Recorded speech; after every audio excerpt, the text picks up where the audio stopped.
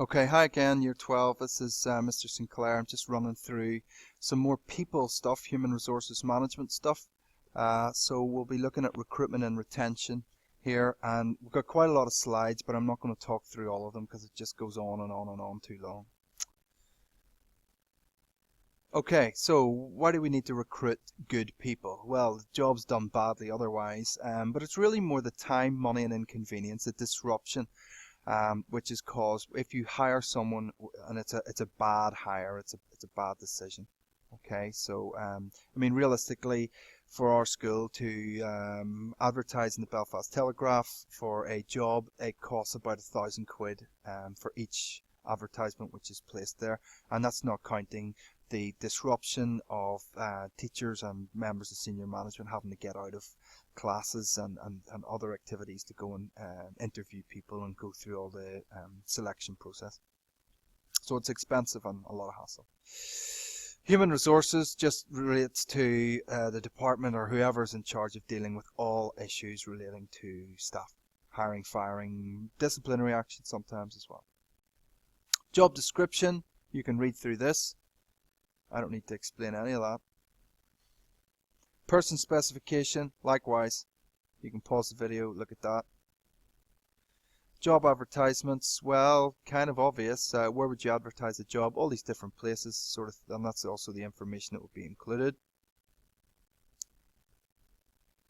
Yeah, you can do that in your own time, although you've done it before, so let's crack on. So an application form, again, pretty standard. Just all the info about you, mainly your education, qualifications and experience. That's what they're looking for, and that'll determine a lot of how much you get paid as well.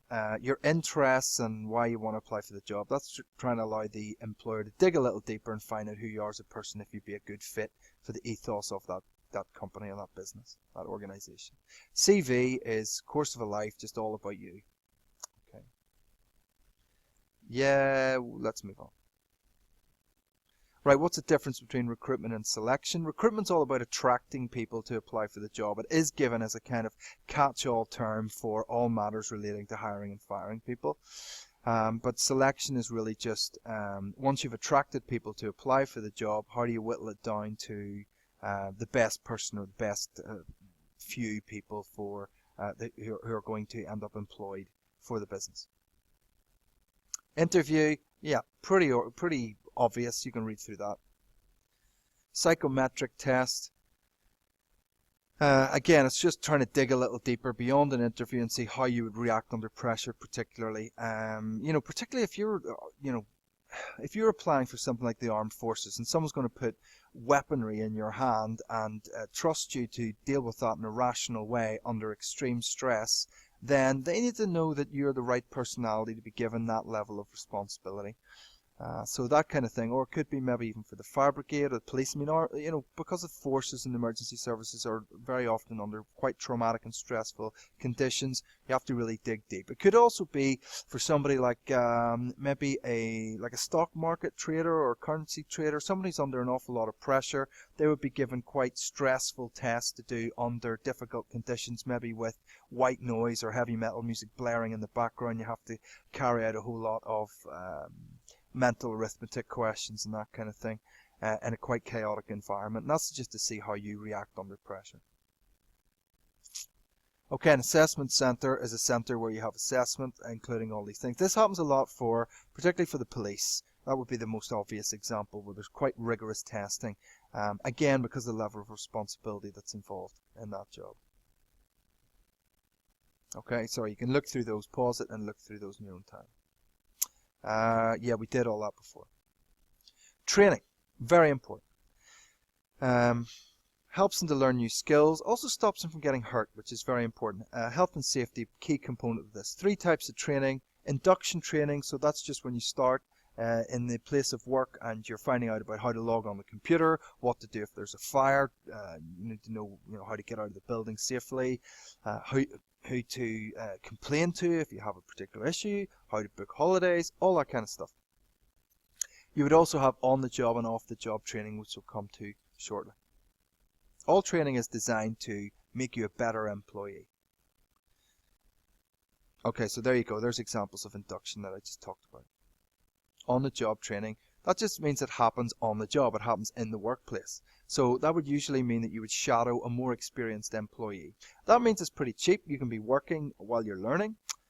The only downside would be that you're not really getting any new ideas from outside of the business because it's someone who's been there for for quite a while, and also they may have some bad habits which you end up picking up.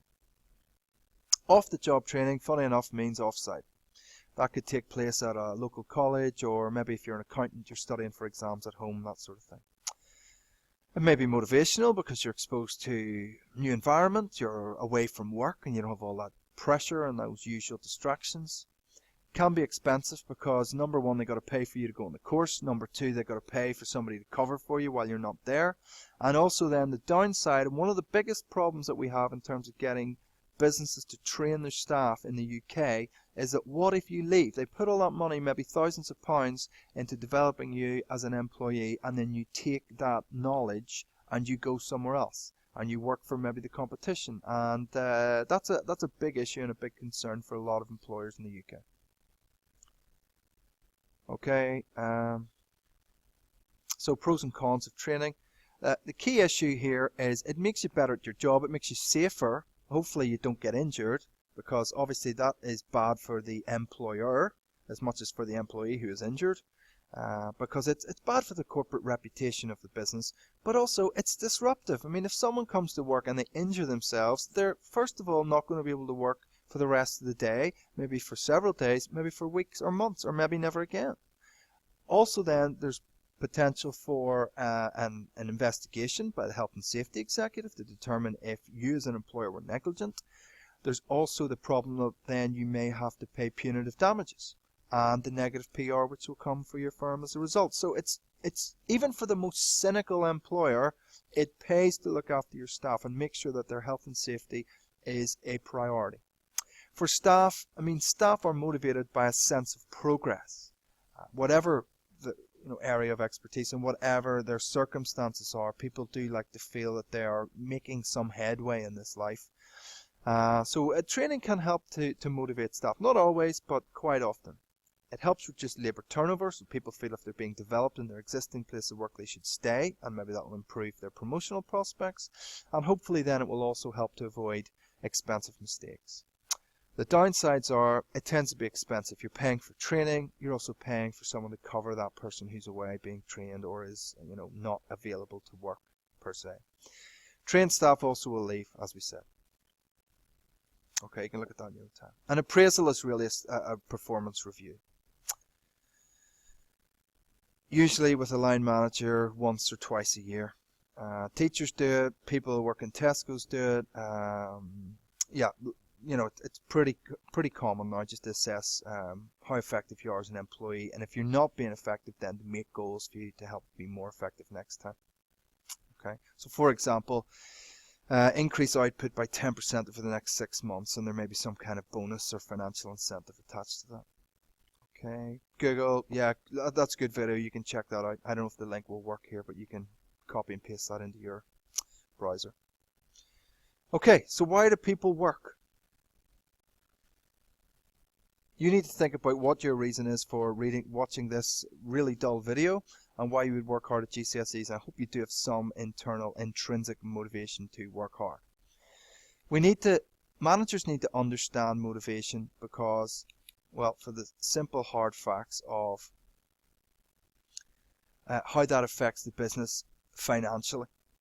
Okay, if we have 2 staff, both of them are paid £375 a week. One of them makes 120 units a week, and the other person makes 150 units per week, so is a more productive person. Okay, so if you have 1 member of staff, then it's 25% increase. Okay, but in terms of actual units of output, that is maybe not that big a deal. It doesn't seem like an awful lot week by week, but if you're scaling that up for maybe a large factory, 1,000 staff in it, some of the big car factories can have several hundred staff, then we could be looking at 30,000 extra units a year, per week, okay, without paying any more, which is fantastic. It allows for higher profit margin, or selling the product at a lower price, or a little bit of both. Happy days. So productivity is absolutely critical for the success of the business, ongoing profitability and survival of the business. So it's absolutely critical for the employers to understand that. Even if they're the most cynical employer on earth and they don't really care about human beings, it's in their interest to take an interest in their staff, to take care of their staff, I should say. Okay, so we talked about this. Productivity, went through a worked example of it. Quality is better, so you have less rejects. It helps to maintain a high corporate image. Less staff off, and then you don't have to pay as much sick pay, and lower levels of staff turnover. So again, back to the old issue of recruitment and the cost and disruption associated with that. Okay, lots of different things that motivate people. We're all individuals. We all have our own issues and circumstances, but generally we class these as financial and non-financial. I'm going to run through two lists. Okay, here they are. Financial, wages, you get paid to work. That's really why most people work. Or salaries, which is really just the only difference is that wages you get paid weekly, salary you get paid monthly, and it's listed as an annual figure, but you can read over that a bit more. Bonuses, self-explanatory. Commission, it would tend to be like a percentage of what you sell or what you produce. Fringe benefits, sometimes called perks, things like company car, private health insurance, free meals, maybe free or subsidized gym membership, that sort of thing. And then also profit share, which is more and more popular now because managers realize that if the goals of the employee and the goals of the firm are exactly the same, that if everyone's working towards a profitable firm so that they can share the rewards, then that makes for a very effective working environment. Non-financial. Okay, here's a big list. Empowerment, delegating authority, giving people the authority to organize their working day, for example. Praise, yeah, well done. Two very powerful words. Okay. Promotion, self-explanatory. Get, further up the hierarchy, get a better job, get better pay, hopefully. You've got job enrichment and job enlargement. Job enlargement first of all. Job enlargement means you would give more of the same. So you do the same sort of task, but you just do more jobs in a day. Maybe just to keep you busy as much as anything. Job enrichment is a little bit more cerebral, a little bit more mentally challenging. That would allow you to have more interesting tasks. So you might take control of how you organize and delegate different tasks that need to be done within your team. Job rotation means swapping around different roles. So for example, if you're ever in a leisure centre or a swimming pool and you see the lifeguards swapping around every 15 or 20 minutes, that's to stop them from getting bored, because unfortunately lifeguards, if they get bored, might sort of zone out and not be concentrating properly and end up missing someone, getting into difficulty in the water, and obviously that's potentially disastrous. So that's a good, easily accessible example of that. A pleasant working environment, working in teams. People like working with others. It stops them getting isolated, makes them feel part of something bigger than themselves. And then also training staff, as we've talked about. Autocratic versus democratic. Autocratic just means super bossy. Democratic means we listen to the staff and they have an input in the decision making. Okay, so you have authoritarian, autocratic. You can read through these. Democratic, as you see. Okay, that's a little bit more formal expression of me saying bossy and non-bossy. Which is best? It depends. Look through those circumstances.